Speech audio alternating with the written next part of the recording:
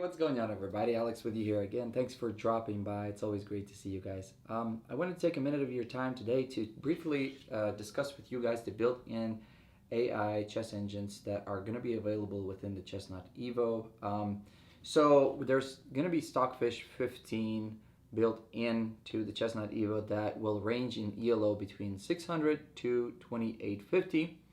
There will also be an additional chess engine called Maia that will range in 1100 to 1900, and they are currently working on a Maia variant that will also range between 2000 to 2400. So that's really exciting to hear. I also want to take a moment to discuss with you guys what my general opinion of some of these chess engines are and how I believe Maia chess engine may be different from Stockfish, and why that difference might be significant to some people. I wanted to start off my video today by sharing with you guys some interesting statistics that I found on chess.com this morning.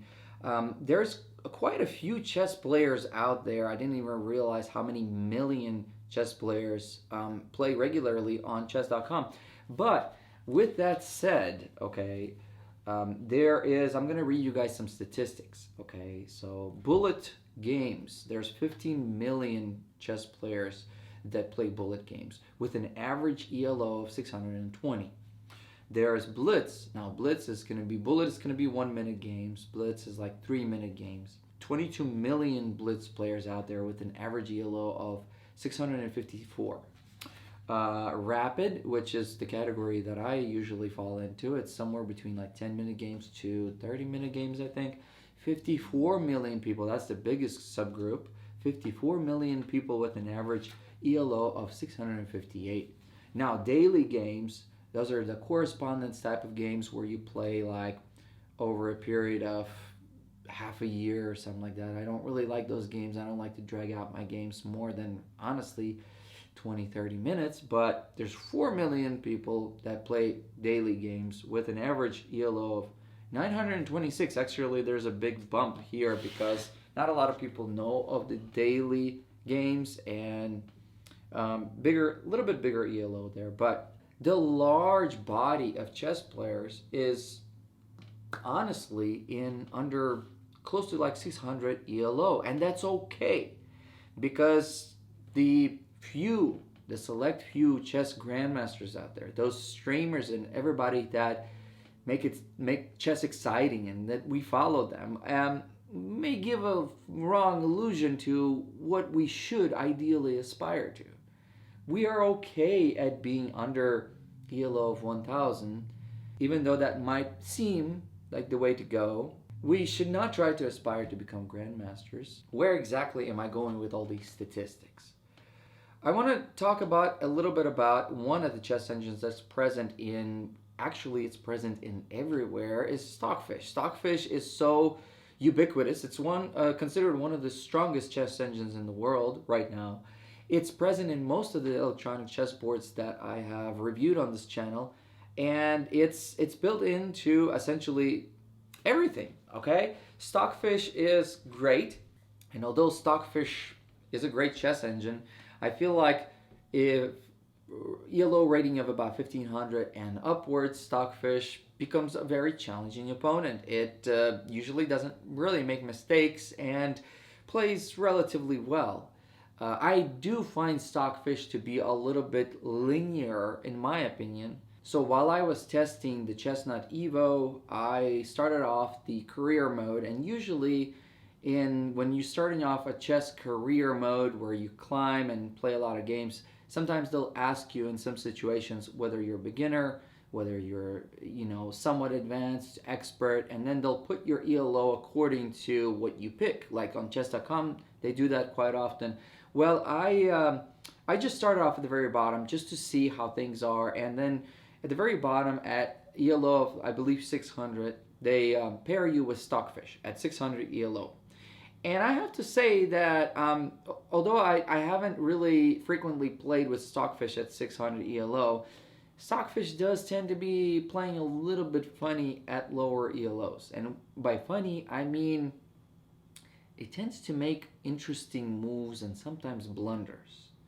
When you're playing at 600 ELO, your elo it might be a little bit low. However, you're still trying. You want to get a good game out of playing. You want to have a good game. You want to have a game where both you tried and the AI tried.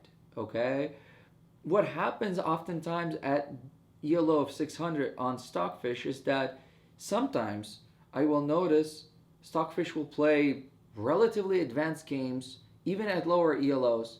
Like you'll be starting off and things, and it's playing a very solid opening. It's presenting with very advanced variations, and then all of a sudden what happens is you feel like this Stockfish engine, sort of realizing that it's pretty advanced to begin with, starts kind of like sprinkling out blunders all over the place. Like you'll literally take your bishop and you'll attack the queen, and he won't move the queen away. He'll just do like a random push a pawn type of move. You'll take the queen, and he won't even take back with another piece, and then you'll take another piece. So, like, you just in two moves took a queen and a rook, and it does that in a way to kind of even out the playing field, so that ultimately you won't feel like it's too difficult, you know. But I feel like that's not the right approach, because it kind of takes away from the fun of the game. If you're playing and you're concentrating and you're planning your moves and everything, and you really want to have a good satisfying game, and then it just sort of gives you a bunch of pieces, even at lower ELOs, I feel like it might work to a degree, and you might say, oh, cool, I won. Yeah, great, give me some points, I'm going to move up. But in reality, after playing so many of those games, you're going to say, the truth is, I realize that the chess engine, Stockfish, is giving games away, and I don't feel like I've really earned them. It just like blunders them on purpose. So, with that being said, it's hard. I understand that it's hard to create a chess engine that will be good, it'll play well, but at the same time, it will be a low ELO. That might be something that more developers need to take time to create. Like a good developer, somebody might come to them and say, look, the average population ELO is like 600, 700 maybe. I need you to create a beautiful chess engine that will give very satisfying games and yet be at ELO of 700. That is really, really difficult to do. I understand, because 600, 700 ELO chess player is maybe going to make some mistakes that a higher chess player may not, maybe make some blunders and miss some pieces and end up getting their pieces taken. So I understand, but at the same time, I feel like a good chess engine should not necessarily be super strong at that ELO. It just needs to be not giving pieces away, okay? That's where I'm going to talk about the additional chess engine that's present here in the Chessnut EVO, and why I believe the construction, the way that the Chessnut EVO is constructed, where there will be opportunity to upload additional chess engines here, which opportunity we may not have had with many of the other chess boards, because we have a computer here and we can upload, and other companies or even Chessnut itself can give us additional chess engines to play with.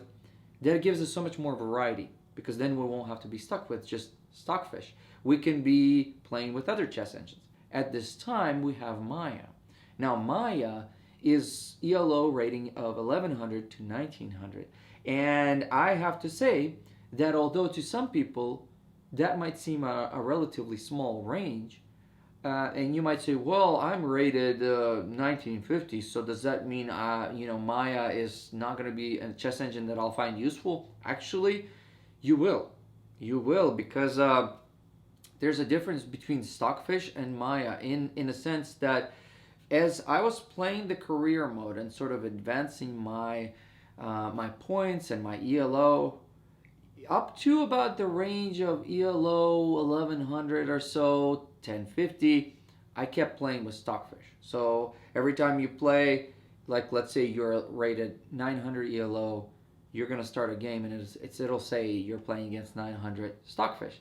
The problem is, even beyond 1000 ELO, Stockfish gives away pieces. A lot of times they'll just sort of like, oh. And I've seen that on Lead Chess, like when you play on Lead Chess on your computer. I've seen it when you play on chess.com. It just gives away pieces. And I don't necessarily like it. I don't like to be given stuff away like that. I like to have a challenging game at my level. After a certain ELO in the career mode, you'll start to see Maia. Maia is different, okay? Maia works differently than Stockfish. The thing that I immediately kind of was able to see with Maia is that Maia doesn't give pieces away. Maia starts at a ELO of 1100 and it'll give you a challenging play.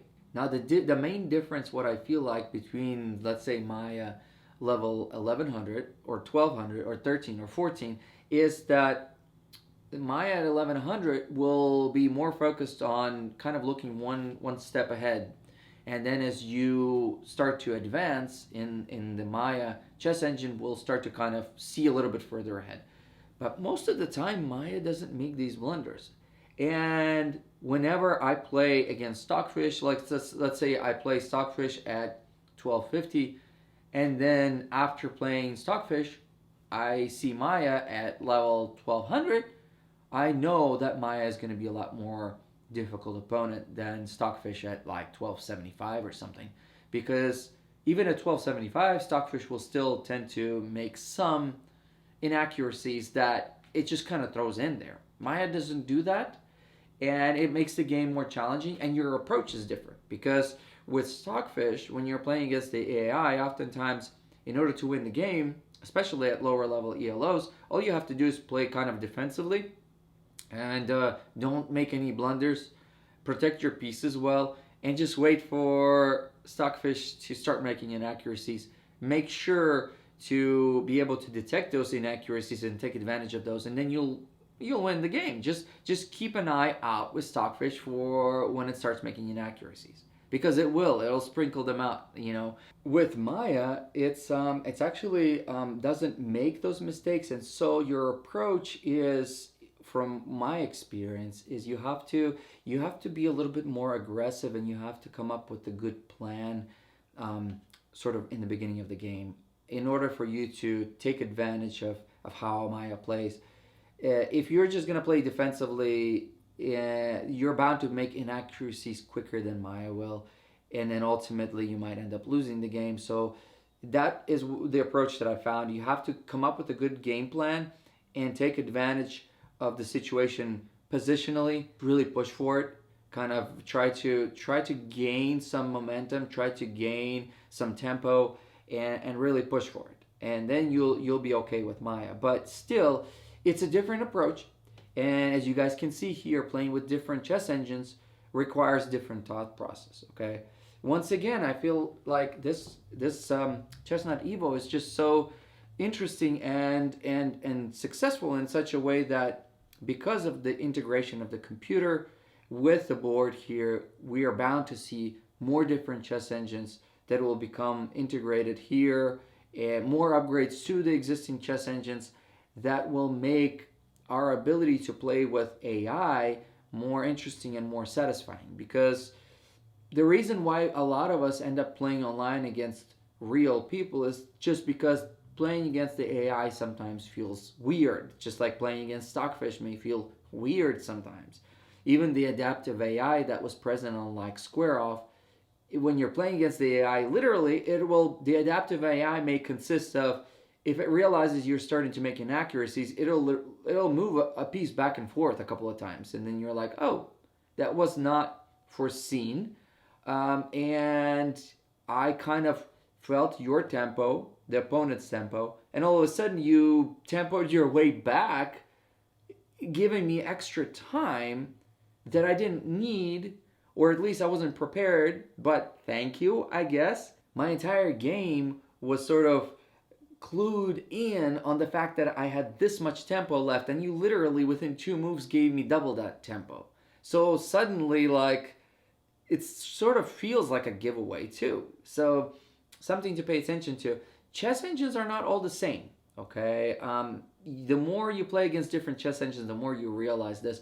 I initially encountered that with that Millennium King performance board that I talked extensively to you guys about. The fact that the chess engine that is present in that board actually makes it more interesting and unique. The moves that that particular chess engine makes are also interesting, but like I said, with the King performance, it was an offline board, and it's hard with offline boards like that or the DGT Centaur to be able to modify or create other chess engines. Even with the online boards out there, it's hard to find a way to play against other chess engines. But here, we will see great potential with this board, in my opinion, with the inclusion of all kinds of different chess engines. Hopefully this video was kind of thought-provoking to you guys, and also hope you guys stay safe, stay healthy, and I'll see you guys in the next video, okay?